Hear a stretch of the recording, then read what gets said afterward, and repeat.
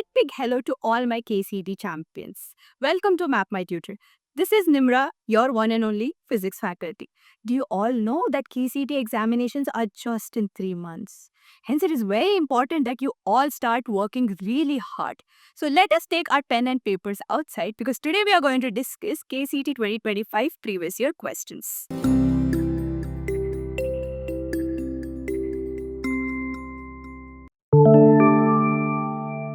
A body of mass 0.25 kg moves along x 0 to 2. It is moving from 0 to 2 with the speed of k x to the power 3 by 2. And the value of k is also given to you. That is 2. So I am directly writing 2x to the power 3 by 2. Okay, ma'am. The work done by the net force during the displacement is. Okay, you need to find the work done.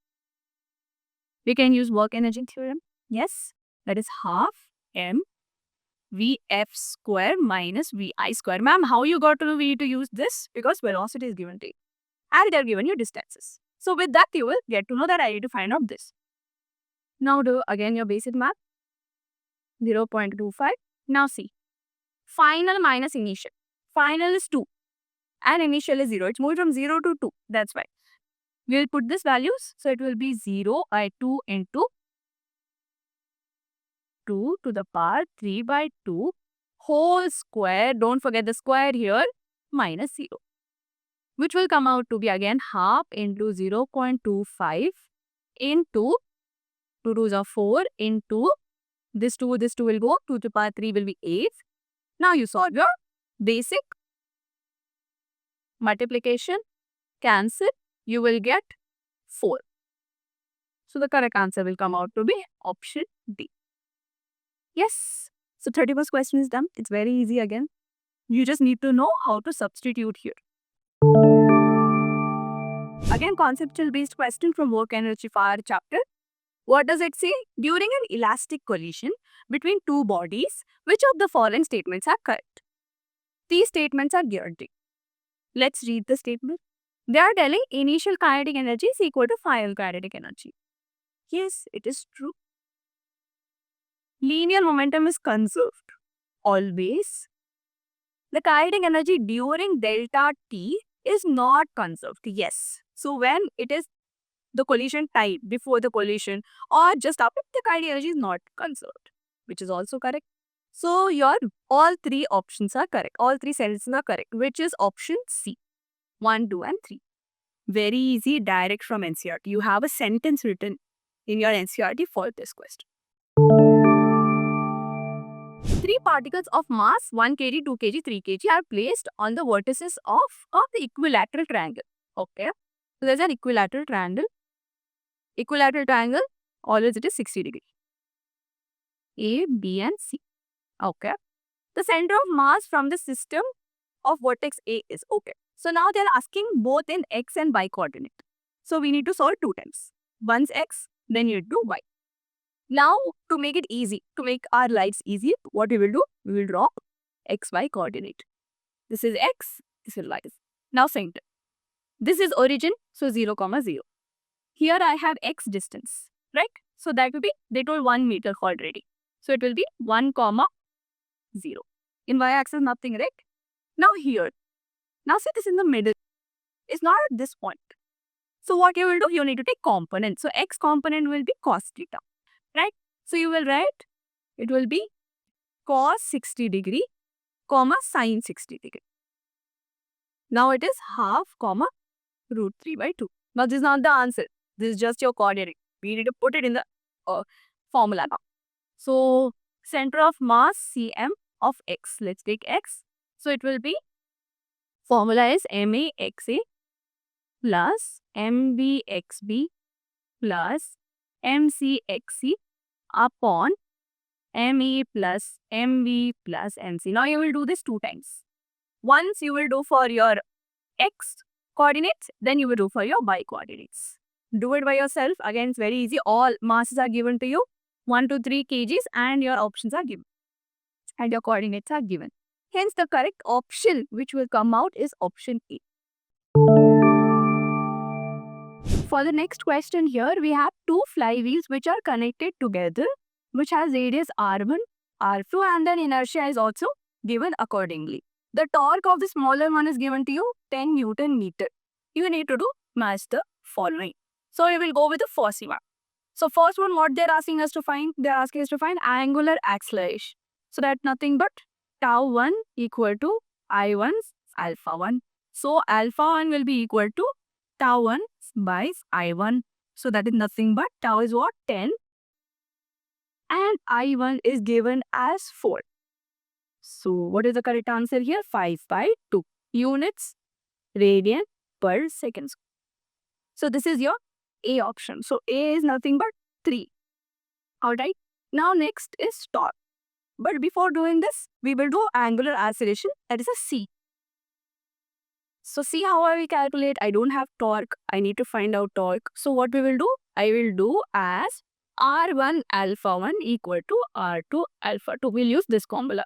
I need to find out alpha 2, which is nothing but R1 alpha 1 divided by R2. Which is, see, this is in centimeters. We need to convert it to meters. Don't forget. So R1 is given by 0.2 into 2.5 upon 0.3. So the answer here comes out to be 5 by 3. Yes? Yeah, 5 by 3 radian per second. You can solve it. Now, option B we are doing. So option B is you need to find out torque on the larger way. Again, same formula.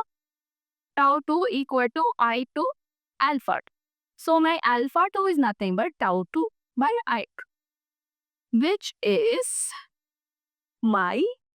Oh, one second. We need to find out torque, right? Why we did this? We know how to do this. You can directly substitute that. Yes.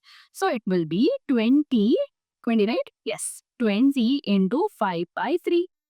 100 by 3 Newton. So which option is correct? Option A is nothing but 3. A is 3 here and here. B is 2. B is 2 and C is 1. So option D is correct. Yes, it's very simple question. Just by 2 formulas, you could solve an entire question. Direct question. Direct from your chapter gravitation. So do not miss gravitation at all. You get direct questions like this. If RP, VP, LP and RA, VA, LA are radius, velocity and angular momentum of a planet at perihelion and epihelon, its elliptical orbit around the sun is. So RP will be always less than RA. Radius of perihelion is always less than radius of epihelon. Velocity is more because radius is less. Right? Velocity of perihelion will be more than VA, then your linear momentum is C. Hence option B is correct. Very easy, very sweet, simple question. The total energy of a satellite in a circular orbit at a distance r plus h from the center of the earth varies as 1 divided by r plus h. So, in your modules, these questions are directly written in your NCERT. So, don't miss. Next question. Again, conceptual base. Let's read it. Identify the correct statement. A current carrying conductor produces an electric field around it. Okay. Next question. Next topic. A straight current carrying conductor has circular magnetic field lines around it. Yes. The direction of magnetic field due to current element is given by Fleming's left-hand rule. No. The magnetic field inside a solenoid is non-uniform. No. So option B is the right one. Yes, again we are back with the numerical question. Let's read it. A horizontal pipe carries water in a streamlined flow. At a point along the pipe where the cross section is 10. Okay, so we have given 2 cross sections. One is 10, one is 5. They have given you pressure. You need to find out pressure on the other point. Okay. First, we will use the formula to get terminal velocity. So it will be A1 B1 equal to A2 V2. So from here, I will get V2 value, which is A1 B1 divided by A2. Again, this is in centimeter square, converted to meters. So that is 10 into 10 to the power minus 4 into velocity. Where's my velocity? There, 1. Upon 5 into 10 to the power minus 4. Why I did minus 4? Because this is centimeter square. Okay. That will be together 2 meter foot second. Yeah, I got it. Now I'll find my pressure.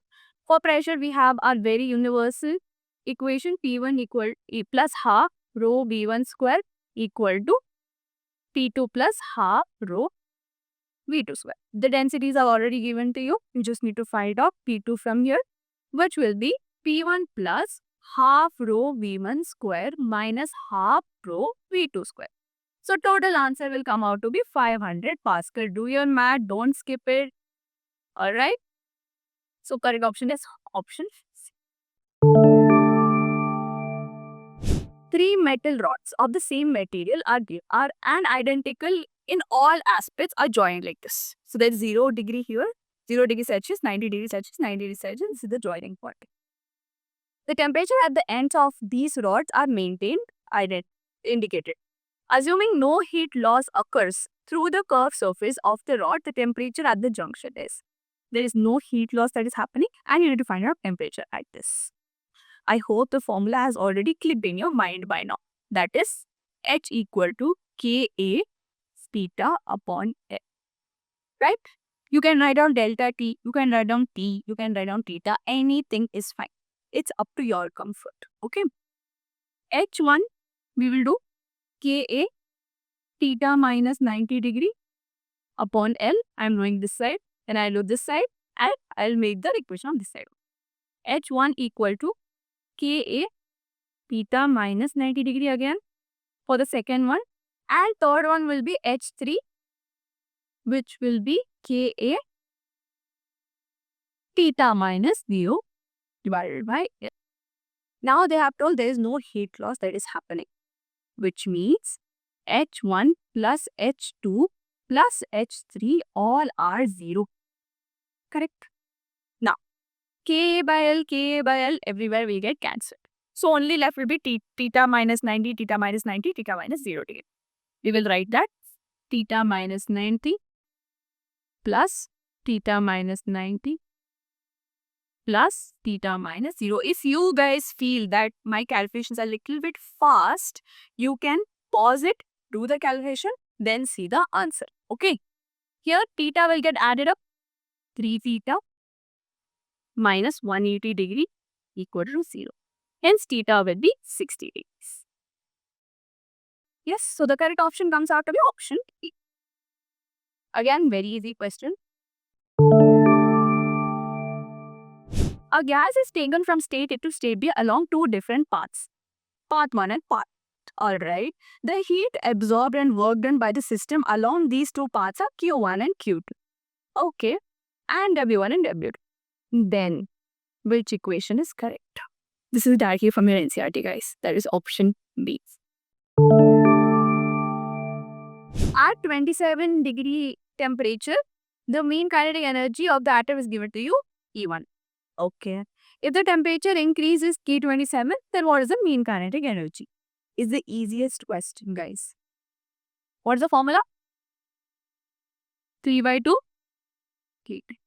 Right? So they are given you temperature, two temperature. T1 is what? 27 degrees Celsius. Converted to Kelvin, it will be 300 Kelvin. Very basic, very standard. T2 is nothing but 327 degrees Celsius, which is 600 Kelvin. Now with this relation, can we do? Yes, definitely. So it will be E1 by E2 upon T1 by T2, which is nothing but 300 by 600. So E1 by E2 is nothing but 1 by 2. E1 will be your, or E2 will be 2 E1. We need to find E2, right? So which option is correct? Option C. Easy, simple. You can solve this question in 1 minute, guys. This is a very simple question. It looks very tough. It looks very scary, but trust me, it's not. Let's read it. The variation of kinetic energy and potential energy are given as shown here. Then the value of x naught is okay. So you need to find out the value of x naught. That is this. Okay. Now, at x, your value will be potential energy will be half kx square, very basic, and your kinetic energy will be half k a square minus x square. But at x naught, that is what we need to find, right? At x naught, you see potential energy and kinetic energy are same. So I can write at x naught PE equal to k.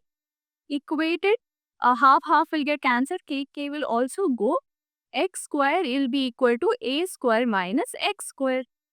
From here I can take 2x square equal to a square. So x is nothing but a by root 2. Easy, simple, not much to do. Option B is the correct answer. Direct question. We don't even have to do anything in this. Tell me the answer. By now, you should tell me the answer in comment section. The angle between the particle velocity and wave velocity in a transverse wave is option C, pi radian. A metallic sphere of radius r carrying a charge q is kept at a certain distance, okay, from another metal of radius r by 4. Now, what is the electric flux at a point inside the metallic sphere r due to the radius of r by 2? Because of this, what is the flux here they're asking you? But there's no flux, so your option will be 0. Again, very simple, very sweet. Okay, you are given a dipole, minus q plus q is here at a distance 2r. The sphere of radius A has radius r and the sphere of radius B has radius 2r. What I need to find out? Find out the electric flux through sphere A. So this is my sphere A. The charge enclosed is minus q. Flux is given by q by epsilon naught. So minus q by epsilon naught is the correct answer. Option D. Now, what mistakes you will do here? You will take the bigger circle. No, what they have given you, what charge is there, you need to do that. Or you might put 0 also thinking it's a dipole. No. Okay, so keep that in your mind.